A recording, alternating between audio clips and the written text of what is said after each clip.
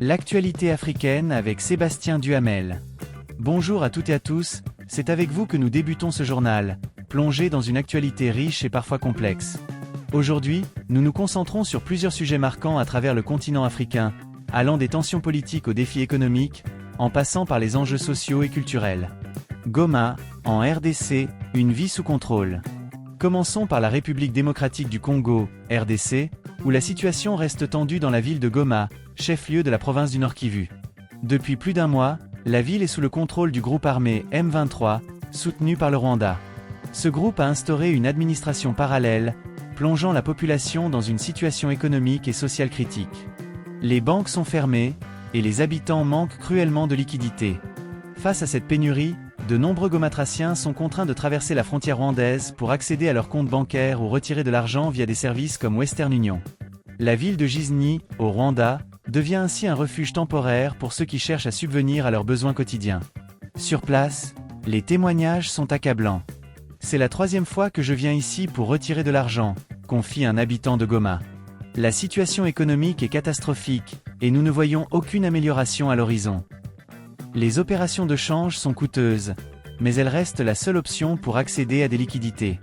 Les institutions bancaires locales attendent toujours l'aval des autorités monétaires pour ouvrir leurs portes.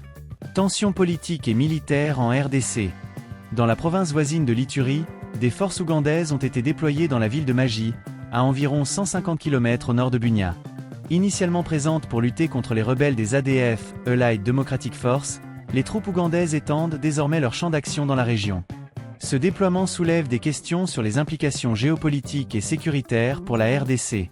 Par ailleurs, la situation politique interne reste volatile. Monseigneur Donatien Nchol, secrétaire général de la Conférence épiscopale nationale du Congo, n'a pas répondu à une convocation des autorités pour s'expliquer sur un communiqué dénonçant la stigmatisation des Congolais d'expression swahili. En revanche, Emmanuel Ramazani Shadari, chef du parti de l'ancien président Joseph Kabila, a répondu présent à une convocation similaire. Dans un autre développement, l'opposant politique Christian Badibanji a retrouvé la liberté après une détention de plusieurs mois. Condamné à 1 an de prison, il a bénéficié d'une grâce présidentielle, tout comme un autre opposant, Mike Mukbayi, libéré après près de 2 ans de détention.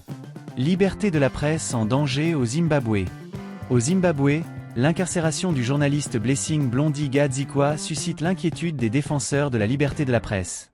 Accusé d'incitation à la violence pour avoir interviewé un vétéran critique du président Emerson Mnangagwa, Gadzikwa a vu sa demande de libération sous caution rejetée par la justice. Son arrestation est perçue comme une atteinte directe à la liberté d'expression et de la presse. Nous assistons à une criminalisation du métier de journaliste, dénonce Tabani Moyo, directeur national de l'Institut des médias d'Afrique australe. L'État utilise des sections du Code pénal pour incriminer les journalistes, ce qui pose un problème majeur pour l'accès à l'information. Cette situation rappelle les défis auxquels sont confrontés les médias dans un contexte politique tendu, malgré les avancées enregistrées après la chute de l'ancien dictateur Robert Mugabe en 2017. Nouveau bombardement au Soudan du Sud. Au Soudan du Sud, les tensions entre les forces du président Salva Kiir et celles de son vice-président, Riek Machar, ont repris de plus belle. Des bombardements ont visé des positions de l'opposition et de la White Army, une milice communautaire soutenant Machar. Ces affrontements interviennent malgré un accord de paix signé en 2018. La ville de Lire, dans la région d'Unity, est au cœur de ces tensions. L'armée a lancé un ultimatum aux combattants de l'opposition, menaçant de déployer des capacités aériennes supérieures. Cependant, un porte-parole du parti de Machar nie toute implication dans les combats et appelle à l'apaisement. Déception pour les supporters malgaches. En Madagascar, les supporters de football doivent faire face à une nouvelle déception. Le stade de Barea, construit à grands frais en 2021, n'a toujours pas reçu l'homologation de la Confédération africaine de football, CAF. Une inspection récente a conclu que le stade ne répondait pas aux normes internationales, notamment en ce qui concerne l'état de la pelouse et les mesures de sécurité. C'est la 3e fois en moins de 2 ans que la CAF refuse d'homologuer le stade. En conséquence, l'équipe nationale devra jouer ses prochains matchs de qualification pour la Coupe du Monde au Maroc, loin de son public. Ramadan et culture. Enfin, ce journal ne saurait ignorer le début du Ramadan, un mois sacré pour les musulmans. À cette occasion, nous rencontrons le docteur Mokhtar Abderrahman, un imam engagé dans la défense de l'environnement. Par ailleurs, une exposition intitulée Le Coran vu d'ailleurs se tient à la Bibliothèque nationale de Tunis, explorant l'influence du texte sacré en Europe depuis le Moyen-Âge. Hommage à Sam Nujoma. En Namibie, les derniers hommages ont été rendus à Sam Nujoma, père de l'indépendance et premier président du pays.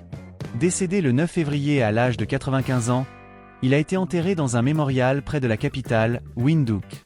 Des milliers de Namibiens et de nombreuses personnalités du continent ont assisté à la cérémonie. Conclusion. Voilà pour ce tour d'horizon de l'actualité africaine. Des défis économiques à Goma, aux tensions politiques au Zimbabwe et au Soudan du Sud, en passant par les déceptions sportives à Madagascar, le continent continue de faire face à des enjeux complexes. Nous resterons à l'écoute pour vous tenir informés des développements à venir. Sébastien Duhamel, pour l'actualité africaine. La tragédie du stade de Madagascar et la quête de conformité, la lutte d'une nation pour l'excellence sportive. Antananarivo, Madagascar. Dans une tournure dévastatrice des événements, le nouveau stade de Madagascar, construit en 2021 pour un coût de 77 millions de dollars, est devenu le centre d'une crise nationale. Le stade, destiné à être un symbole de progrès et un lieu d'accueil d'événements sportifs internationaux, a été entaché par la tragédie et la controverse. Lors de la cérémonie d'ouverture des Jeux des îles de l'océan Indien de 2023, une bousculade s'est produite, entraînant 13 morts et de nombreux blessés. Cet incident a jeté une ombre sur les aspirations du pays à accueillir des événements sportifs majeurs et a soulevé de sérieuses questions sur la conformité du stade aux normes internationales.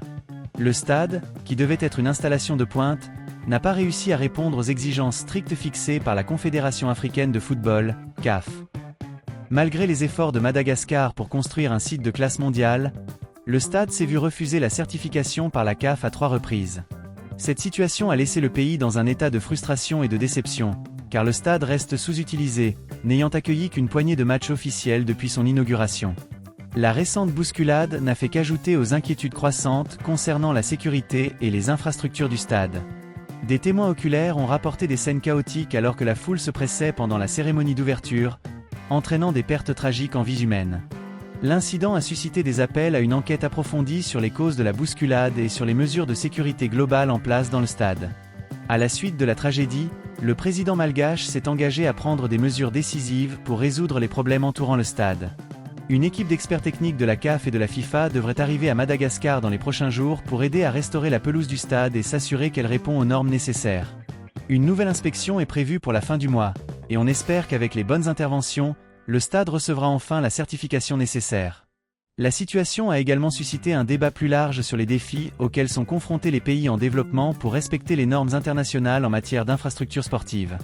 Certains ont pointé du doigt le manque d'expertise technique et de ressources financières comme facteur clé contribuant aux lacunes du stade. D'autres ont appelé à un soutien accru des organisations internationales pour aider des pays comme Madagascar à réaliser leurs ambitions sportives. Alors que la nation pleure les vies perdues dans la bousculade, la détermination est renouvelée pour s'assurer qu'une telle tragédie ne se reproduise plus jamais. Le gouvernement, en collaboration avec la CAF et la FIFA, travaille sans relâche pour remettre le stade aux normes et restaurer la fierté nationale. Les semaines à venir seront cruciales pour déterminer si Madagascar peut surmonter ses défis et réaliser son rêve d'accueillir des événements sportifs de classe mondiale. Un chef religieux plaide pour la protection de l'environnement pendant le Ramadan. N'Djamena, Tchad. Alors que les musulmans du monde entier observent le mois sacré du Ramadan, un chef religieux du Tchad profite de cette période pour plaider en faveur de la protection de l'environnement. Le docteur Mokhtar Abderrahmane Souakin, imam et chercheur en sciences sociales à l'université de N'Djamena, s'est donné pour mission de sensibiliser le public à l'importance de préserver l'environnement. Le docteur Souakin, titulaire d'un doctorat en pollution alimentaire, allie ses enseignements religieux à son expertise universitaire pour prononcer des sermons puissants sur la nécessité de protéger la planète. À la mosquée Al-Rama de N'Djamena, il rappelle aux fidèles les enseignements coraniques qui soulignent l'importance de la gestion environnementale. Il met en garde contre la destruction de la nature et appelle les croyants à agir pour préserver l'environnement. L'islam nous apprend à être les gardiens de la terre, a déclaré le docteur Souakin lors d'un récent sermon. Nous ne devons pas couper les arbres inutilement et nous devons nous efforcer de protéger l'environnement pour les générations futures. Les efforts du docteur Souakin pour promouvoir la sensibilisation à l'environnement ne se limitent pas à ces sermons. Il est également impliqué dans diverses initiatives visant à éduquer le public sur l'importance de la conservation de l'environnement. Il espère inspirer d'autres imams à se joindre à lui dans cette cause et à diffuser le message de la protection de l'environnement dans tout le monde musulman. Alors que le Ramadan se poursuit, le docteur Swakin prévoit de consacrer ses sermons au thème de la protection de l'environnement, exhortant sa congrégation à prendre des mesures concrètes pour réduire son impact sur la planète. Son travail rappelle avec force le rôle que les chefs religieux peuvent jouer pour relever les défis mondiaux et promouvoir des pratiques durables. Tour du Rwanda, une fin palpitante en perspective. Kigali, Rwanda. Le Tour du Rwanda 2023 s'apprête à connaître une conclusion palpitante alors que la course entre dans sa phase finale.